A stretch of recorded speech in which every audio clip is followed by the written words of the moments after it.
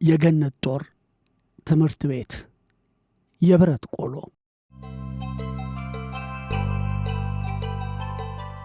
ዳግማዊ አፄ ምኒልክ በንግስና ዘመናቸው ወቅት በተለያዩ አካባቢዎች እየተዘዋወሩ ቤተ መንግሥታቸውን ሊመሰርቱና ያቋቋሙ ነበር።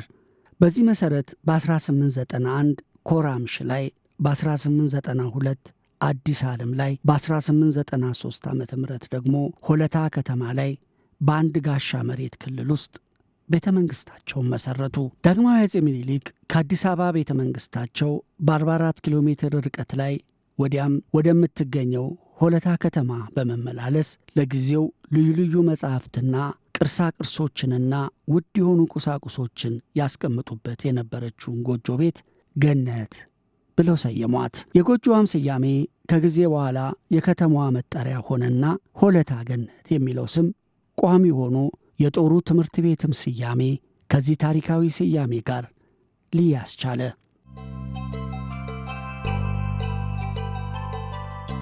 ሕይወታቸው እስካለፈበት እስከ 1906 ዓ.ም ድረስ የቤተ መንግሥቱ ምርጥና የቅርብ ሰዎች፣ አገልጋዮች እንዲሁም ሹማምንቶች ወደ ገነት ጎጆ በመምጣት ጥናትና ምርምር ያደርጉ ነበር። በኋላም በ1927 ዓ.ም በፊት የጨቦና የአመያ የሰላሌና የጊዳ ተወላጆች በፈረስ ግልቢያ በኩል ጥሩ ልምድ ያላቸው ስለነበሩ ወደ ሆለታ ገነት ከተማ ተመርጠው በመምጣት በፈረሰኛነት ሙያ ይሰለጥኑና ወታደራዊ ትምህርትም ይሰጣቸው እንደነበር በታሪክ ተመዝግቦ ይገኛል። ይህ ትምህርት ወደ ፈረንሳይ አገር ሄደው ተምረው በመጡ የክብር ዘበኛ አባል በሆኑ መምህራኖችም ይሰጥ ጀምሯል።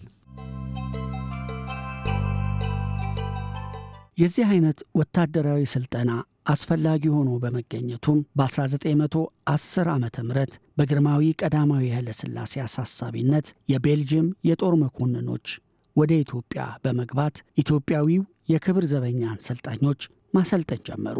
እነዚህ ወደ ኢትዮጵያ የመጡት አሰልጣኝ መኮንኖችም ማዦር ፖሊ ዋና አሰልጣኝ፣ ማዦር ፋኑኤል የእግረኛና የመድፈኛ አሰልጣኝ፣ ካፒቴን ሲስቱር ማንስ የፈረሰኛ ክፍል አሰልጣኝ፣ ሌይተና ቫግኔር የእግረኛ አሰልጣኝና የቢሮ ሥራ አስጋጅ፣ ሌይተና ዲምሌናየር የእግረኛ አሰልጣኝና የቢሮ ሥራ አስጋጅ፣ ኒኮ የሙዚቀኛ አሰልጣኝ የሚባሉ ነበሩ። የእግረኛ፣ የመድፈኛ፣ የፈረሰኛ፣ የሙዚቀኛ፣ የወታደራዊ ትምህርት ሲሰጡ ቆይተዋል። ትምህርቱ የሚሰጠውም በፈረንሳይኛ ቋንቋ በመሆኑ ቋንቋው በቱርጁማን ወይም በአስተርጓሚ እየተሰጠ እስከ 1927 ዓ.ም ድረስ የተወሰነ የክብር ዘበኛን ጦር ለማቋቋም አመቺ ሁኔታን ፈጠረ።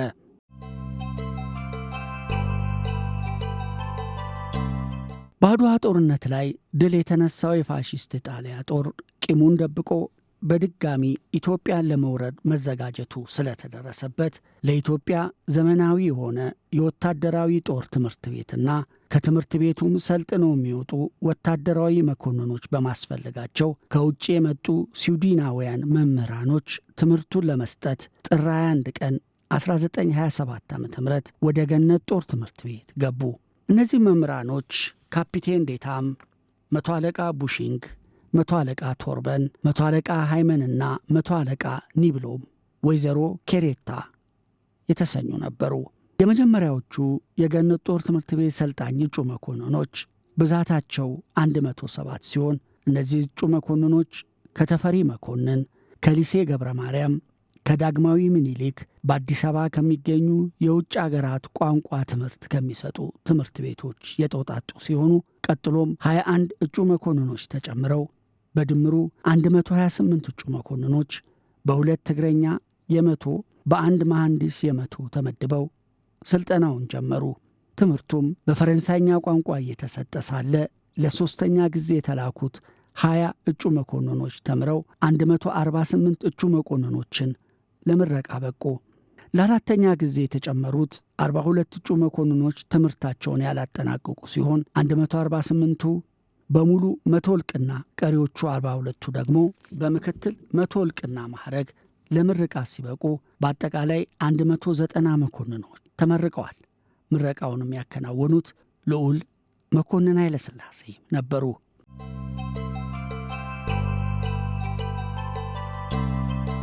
የፋሺስት ኢጣሊያ ጦር ወረራ ወደ መሃል አገር እየቀረበ በመምጣቱ ለጊዜው ያለው የኢትዮጵያ ዘመናዊ ጦር የመጀመሪያው እጩ መኮንኖች ተመራቂ ብቻ በመሆኑ በአንድ ብርጌድ አቋም በመደራጀት ማዕረጉም ከሌተና ኮሎኔል ጀምሮ እስከ ምክትል መቶ አለቃ ደረጃ ያለው ማዕረግ እና ሹመት ተደልድሎ መጀመሪያ ወደ ጣር ማህበር ቀጥሎም ወደ ምዕራብ ኢትዮጵያ በመዝመት ከፋሺስት ኢጣሊያ ጦር ጋር ፍልሚያው ተጀመረ። የገነት ጦር ትምህርት ቤት መኮንኖች ከክብር ዘበኛ ጋር በመቀላቀል 303 የሚሆኑ ጦር በመያዝ ሀገር ወዳድና የቁርጥ ቀን ልጆች ከሆኑ የሲቪል አመራር ጋር በመጣመር የጥቁር አንበሳ ማህበር የሚባል ስያሜ በመስጠት በዶክተር አለመወርቅ በየነ ፕሬዝዳንትነት በሌተና ኮሎኔል በላይ ኃይለ አብ የጦር መሪነት አያሌ አውደ ውጊያዎችን በማድረግ ውድ ልጆቹን እየሰዋ ጎጀ ወንዝ ላይ በኢጣሊያ ጦርና በተፈጥሮ መሰናክል ቁጥጥር ስር ወደቁ። የሰራዊቱም ሂደት እዚህ ላይ ተገታ።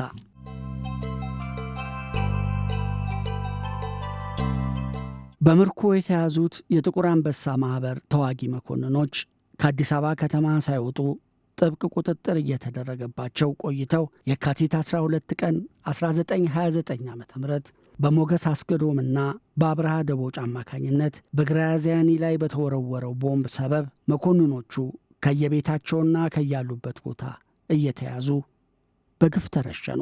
ጀግናው የጦር ትምህርት ቤት አርማ ባለቤት የሆነው ሌተና ኮሎኔል በላይ ኃይለ አብም ተይዞ የኢጣሊያን 3 አውሮፕላኖችና 13 ከፍተኛ የጦር መኮንኖችና ፓይለቶችን ጨምሮ ባወደመበት በኬ ቦኒያ ወደ ተባለችው ቦታ በአውሮፕላን ተወስዶ ከነዮቱ ወደ መሬት ተወረወረ። ሌተና ኮሎኔል በላይ አብ ከአየር ላይ ሲወረወር ፋሺስቶች ያነሱት ፎቶግራፍ የጦር ትምህርት ቤቱ አርማና መታሰቢያ ሆኖ እስከ 1983 ዓ.ም ቆይቷል።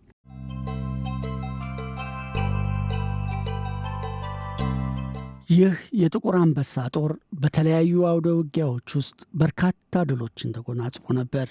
ከነዚህ ውጊያዎች መካከል የቤኬ ቦኒያ፣ የሱጴ ጉያ፣ የጎጀን ወንዝ የጦር አውዶች ዋና ዋናዎቹ ሲሆኑ ከ1928 ዓ.ም በኋላ እስከ 1932 ዓ.ም ድረስ የቀዳማዊ ኃይለ ሥላሴ ጦር ትምህርት ቤት ተብሎ ወታደራዊ ትምህርት መስጠት የጀመረው ትምህርት ቤት ስልጠናው ተቋርጦ ቆይቶ ከጎጅብ ምርኮ በኋላ የጦር ትምህርት ቤቱ መኮንኖች መሰደድን መርጠው በኬንያ፣ በበርበራ፣ በጅቡቲ፣ በሱዳን፣ በኢየሩሳሌም በኩል ተበታትነው የቆዩ ሲሆን በ1932 ዓ.ም ሱዳን ሱባ ውስጥ የቅዱስ ጊዮርጊስ ጦር ትምህርት ቤት ተብሎ ተከፈተ። ይህም ትምህርት ቤት በእንግሊዛውያን አሰልጣኞች የሚመራ ነበር።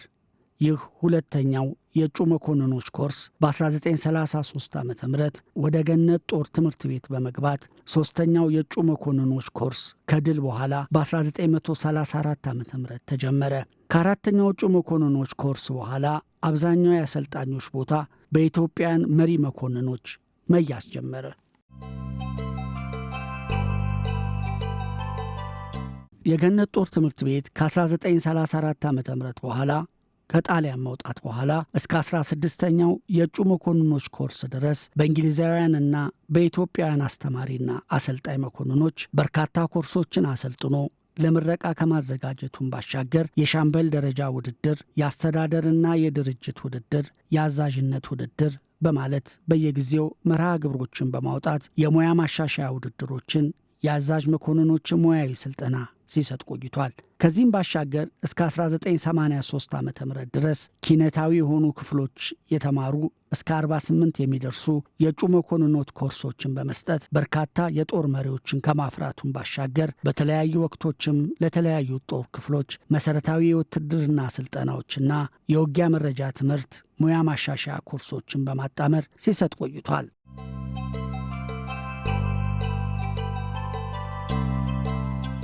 ይህ የጦር ትምህርት ቤት ከ1983 ዓ.ም የመንግሥት ለውጥ በኋላ ገነት ጦር ትምህርት ቤት የሚለው ስያሜ ተለውጦ ሜጀር ጀነራል ሀየሎ ማርያ ጦር ትምህርት ቤት በመባል ወታደራዊ የጦር ትምህርቱን በመስጠት ስልጠናዎችን በማድረግ ቆይቷል።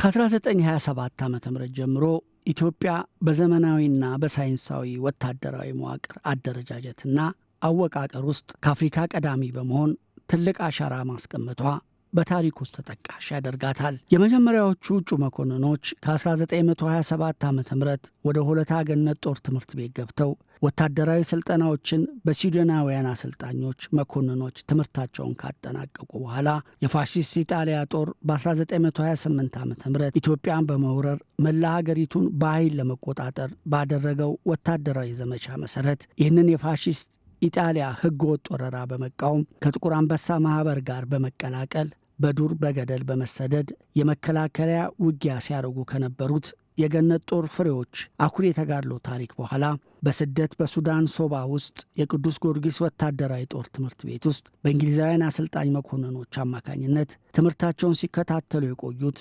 የሁለተኛው ኮር ተወዳዳሪ እጩ መኮንኖች ከድሉ በኋላ ወደ ሆለታ ገነት ጦር ትምህርት ቤት ሲመለሱ በህብረት እየዘመሩ ነበረ። ያኔ የዘመሩት መዝሙር ግጥም እድለኛይቱ የጦር ትምህርት ቤት ፀሐይ ሆነሽ ኑሪ ለዘላለም ገነት፣ በዓለም የተስፋፋው የስልጣኔ አበባ በኢትዮጵያችን ላይ ገስግሶ እንዲገባ የጠቅላ ሐሳቡ ስለተከሰተ የጦር ትምህርት ቤት ገነትን ከፈተ እያሉ ነበር።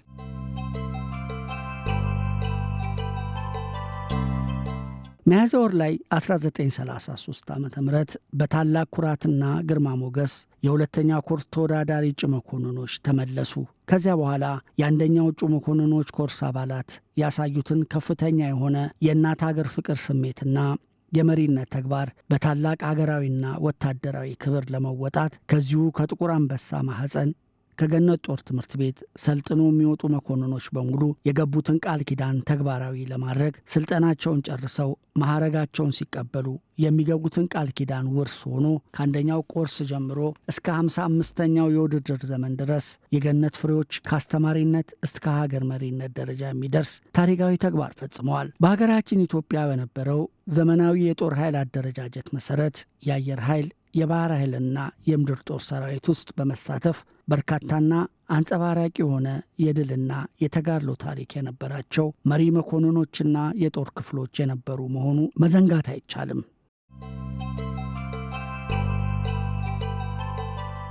እንደሚታወቀው ሁሉ በምድር ጦር ሰራዊት የመኮንኖች ስልጠና ታሪክ ውስጥ የሐረር ጦር አካዳሚና የሁርሶ ጦር ትምህርት ቤት የገነት ጦር ትምህርት ቤትን ጨምሮ በርካታ መሪ መኮንኖች ማፍራታቸው የሚዘነጋ አይደለም። ጦር ትምህርት ቤቱ ከተመሰረተ ከ1927 እስከ 1983 ዓመተ ምህረት ድረስ ወደ 55 የሚጠጉ እጩ መኮንኖች ኮርስ ያሰለጠነ ሲሆን ሁሉም ተመራቂ መኮንኖች ለወገናቸውና ለሀገራቸው ዳር ድንበር ጸንቶ መኖር የከፈሉት መስዋዕትነት ወደር የለውም። እነዚህ መኮንኖች በሰላማዊ ወረዳ በአስተማሪነት፣ በተለያዩ ጦር ግንባሮች ውስጥ በጦር መሪነት፣ በብሔራዊ ደረጃ ደግሞ እስከ ሀገር መሪነት የደረሰ አኩሪ የተጋድሎ ታሪክን ፈጽመዋል።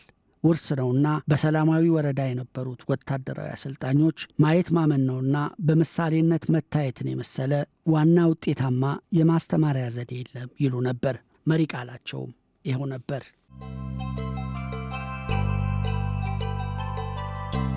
በወታደራዊ ግዳጅ አፈጻጸም ወቅትና በተለያዩ ጦር ግንባሮች ላይ ሲሰማሩም መኮንኖች የሰራዊቱ የወርቅ ክምችቶች ናቸው።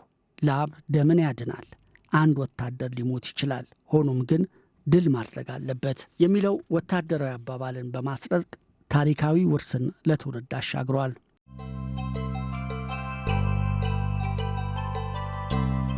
በገነት ጦር ትምህርት ቤት የአንደኛው እጩ መኮንኖች ኮርስ ውስጥ በኢትዮጵያ ታሪክ ውስጥ ጎላ ያለ ድርሻ ያላቸው ኢትዮጵያውያን መኮንኖች የተገኙበት ነበረ። ለአብነት ያህል ከበደ ገብሬ፣ ሳሙኤል ይገዙ፣ ማሞ ያረጋል፣ ከተማ በሻህ፣ ነጋ ኃይለ ሥላሴ፣ ሙሉጌታ ቡሊ፣ ዘውድነህ ኃይሌ፣ መንግስቱ ነዋይ፣ ክፍሌ ነሲቡ፣ ለማ አባይሬ፣ በላይ ኃይለ አብ፣ አስፋው ወልደ ሰማያትና አማን ሚካኤል አንዶም ማንሳት ይቻላል። ከነዚህ ውስጥ አማን ሚካኤል አንዶም፣ መንግስቱ ነዋይ፣ ሙሉጌታ ቡሌ፣ ነጋ ኃይለ ሥላሴና ከበደ ገብሬ በብዙ ኢትዮጵያውያን ዘንድ እንደሚታወሱም ይገመታል።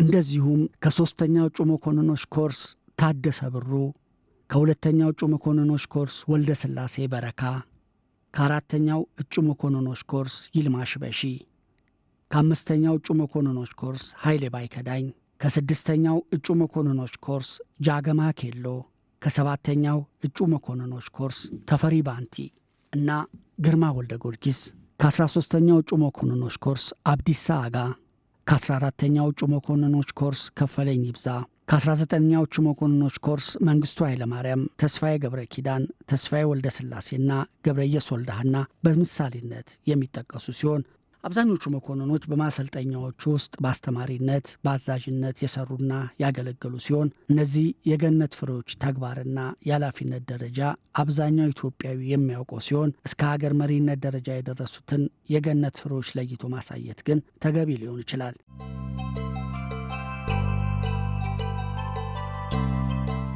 ለምሳሌ ሌተና ጀነራል አማን ሚካኤል አምዶም ከ1ኛው ኮርስ፣ ሜጀር ጀነራል ተፈሪ ባንቲ ከ7ኛው ኮርስ፣ መቶ አለቃ ግርማ ወልደ ጊዮርጊስ ከ7ኛው ኮርስ፣ ኮሎኔል መንግስቱ ኃይለማርያም ከ19ኛው ኮርስ፣ ሌተና ጀነራል ተስፋዬ ገብረ ኪዳን ከ19ኛው ኮርስ እነዚህ ኢትዮጵያ ሀገራችንን በመሪነት መርተዋል። በሆለታ ጦር ትምህርት ቤት አንድ ሐውልት ቆሟል።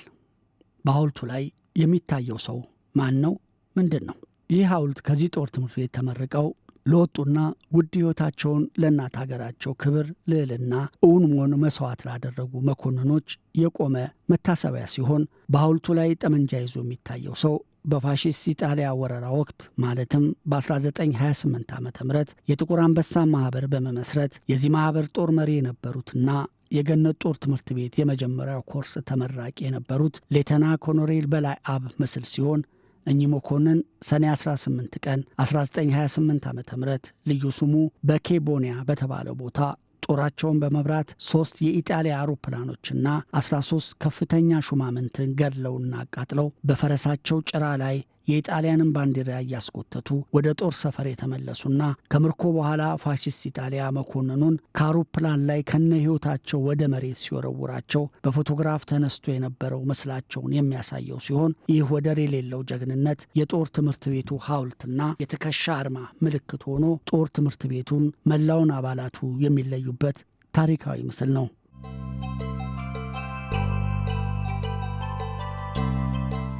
ገነት ጦር ትምህርት ቤት የሚለው ስያሜ መሰረታዊ የሆነ ታሪክ አለው። አንድ ታሪክ ነው ለማለት የሚቻለው 3 መሰረታዊ ነገሮችን ሲያሟላ ነው። በአባባልና በትውፊት ሲረጋገጥ፣ በጽሑፍ ማስረጃ ሲረጋገጥ፣ በቁፋሮ ማስረጃ ቅርሶች ሲረጋገጥ እነዚህ ናቸው። ከላይ የተጠቀሱ 3ቱ መሰረታዊና ሳይንሳዊ እውነቶችን ያላሟላ ታሪክ ነው ብሎ ለመቀበል ያስቸግራል። ገነት ጦር ትምህርት ቤት ከተባለ በኋላ ከ1983 እስከ 2011 ዓ.ም ሜጀር ጀነራል ሀየሎ ማርያ ጦር ትምህርት ቤት በመባል ሲጠራ ቆይቷል። በ2014 ዓ.ም ይህ ስያሜ ተቀይሮ በአሁኑ ሰዓት የገነት ጦር ትምህርት ቤት የሚለው ስያሜ ተቀይሮ ወይም ሳይጠቀስ የኢትዮጵያ ወታደራዊ አካዳሚ በሚል አዲስ ስያሜ ተሰጥቶት በመንቀሳቀስ ላይ ይገኛል። ይህ ስያሜ ሜጀር ጀነራል ሀየሎ ማርያ ጦር ትምህርት ቤት ከሚለው ስያሜ እጅግ የተሻለና ወደ መጀመሪያው ስያሜ የተጠጋ ነው። ጦር ትምህርት ቤቱ ከማሰልጠኛ ማዕከልነት ወደ ወታደራዊ አካዳሚነት ማደጉ እጅግ የሚያበረታታና የሚደገፍ ነው።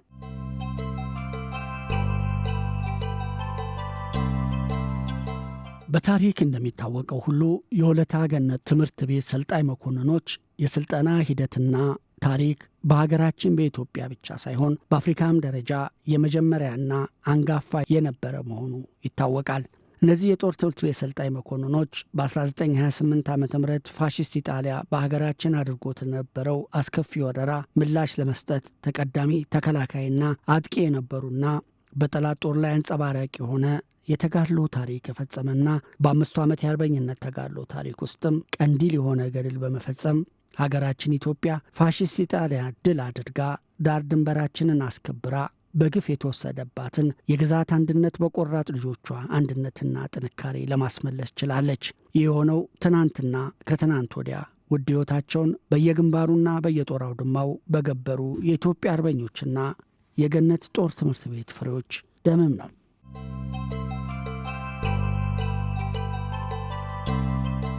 ይህ ታሪክ ሲጠቀስ ልቦለድ ታሪክ ይመስላል። ጠመንጃ ይዘው የፋሲስት ኢጣሊያን ጦር ፊት ለፊት ገጥመው ጠላትን መግቢያ መውጫ አሳጥተው ውድ ሕይወታቸውን ከገበሩት በላይ ሀገሪቱን ለፋሽስት ኢጣሊያ በሸጡ ባንዳዎች፣ አደርባዮችና በፋሽስቱ ሰራዊት ወታደሮች የገነት ፍሬዎች ትናንትና ከትናንት ወዲያ እግርና እጃቸው በገመድ ታስሮ በሁለት መኪናዎች ተጎትተው አካላቸው የተገነጣጠሉ በሳት የተቃጠሉ አንገታቸው ተለይቶ የተቆረጡ የፋሲስት ኢጣሊያ አረመኔነት መጨረሻ ባሳየው የሰው ልጅን ከነህይወቱ ከአውሮፕላን ላይ መወርወር የተደረገው በትናንትና ወዲያ የገነት ፍሬዎች የነጻነት አርበኞች ላይ የተፈጸመ ታሪክና የማይረሳ ትዝታ ነው። የትናንት ወዲያውን የገነት ፍሬዎች የተጋድሎ ታሪክ አርማ በማንገብ ከዚህ ታሪካዊ ጦር ትምህርት ቤት ተመርቀው የወጡት የቁርጥ ቀን ልጆች በዋሉበት የጦር አውድማ ላይና በተሰማሩበት የሥራ መስክ ሁሉ ውጤታማ የሆነ ተግባር ሲፈጽሙና ሲያከናውኑ ቆይቷል።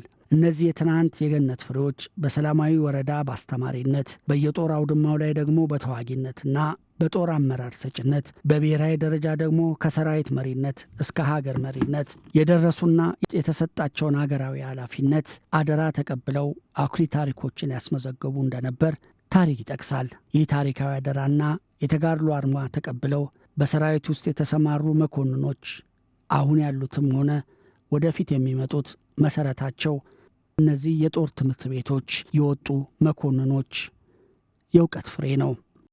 ያስተማሯቸው እነሱ ናቸውና።